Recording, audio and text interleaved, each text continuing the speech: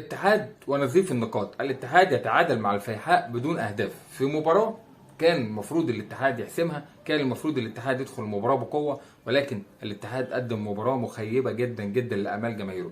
مباراة تألق فيها حارسي المرمى جروهي وستويكوفيتش حارس الفيحاء، الاثنين دول هم نجوم المباراة، وخصوصا ستويكوفيتش. سيطرة كبيرة جدا لنادي الاتحاد، امتلاك للكورة، عمل هجمات، ولكن نهائي الهجمات ما كانتش بشكل كويس. كونرادو رجع النهارده، كان المفروض يدي دعم كبير، وهو يعتبر افضل لاعبي الاتحاد في المباراه، ولكن النهارده حمد الله ما ظهرش بشكل جيد. الدفاع وخط الوسط، خصوصا خط وسط الاتحاد، ما كانش مدي دعم قوي للهجوم. الاتحاد النهارده ما كانش في افضل حالاته. الفيحاء كان داخل المباراه بيلعب انه ما يخسرش، وبالفعل نجح نادي الفيحاء انه ياخد بونت مهم جدا جدا من نادي الاتحاد. نادي الاتحاد بطل الدوري الموسم الماضي، بيحاول يحافظ على صدارته. غياب بنزيما فارق كتير جدا صراحه في خط هجوم نادي الاتحاد، كان بيعمل شغل كبير جدا مع حمد الله، مع رومارينيو، مع كورنادو، كانوا بيعملوا شغل كبير، ولكن استمرار غياب بنزيما مؤثر في الخط الهجومي لنادي الاتحاد، والاتحاد بيفقد نقطتين مهمين جدا. الاتحاد لسه في الصداره ب 19 نقطه، مباراه الهلال ما زالت بتلعب حتى الان، ولكن الاتحاد خسر نقطتين مهمين. الفيحاء حارب وقاتل، وستيكوفيتش نجم المباراه حارس مرمى الفيحاء زاد عن مرماه